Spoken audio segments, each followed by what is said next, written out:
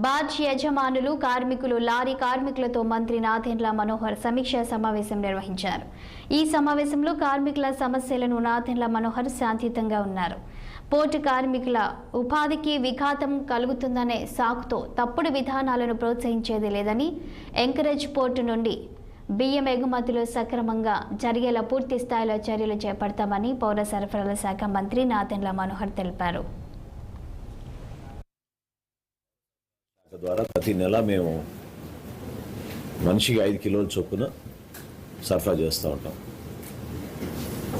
ఈ PDS system ద్వారా సరఫరా చేసే రైస్ని చాలా దారుణంగా గత 5 సంవత్సరాల నుంచి విచ్చలవిడిగా ఊహించని విధంగా కాకినాడని ఒక అడ్డాగా మార్చేసుకుని ఇక్కడి నుంచి బ్రోకెన్ రైస్, బాయిల్డ్ రైస్ అని నమోదు చేయించుకుని ఇతర దేశాలకి ఎగుమతి చేస్తున్నారు. ఇక్కడ సమస్య ఏంటంటే కాకినాడ పోర్టు ఏర్పాటు చేసింది ఒక కుటుంబం కోసమో ఒక వ్యాపారం కోసమో కాదు.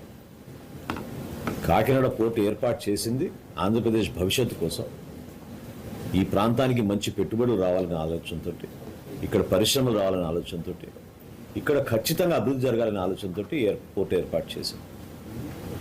యాంకరేజ్ పోర్ట్ని పూర్తి స్థాయిలో దుర్వినియోగం చేసి ఏ అధికారి కూడా అక్కడ అడుగు పెట్టకూడదు, ఏ మీడియా సంస్థ కూడా ఒక కెమెరా తీసుకుని అక్కడ అడుగు పెట్టద్దు అని హుకుం జారీ చేసి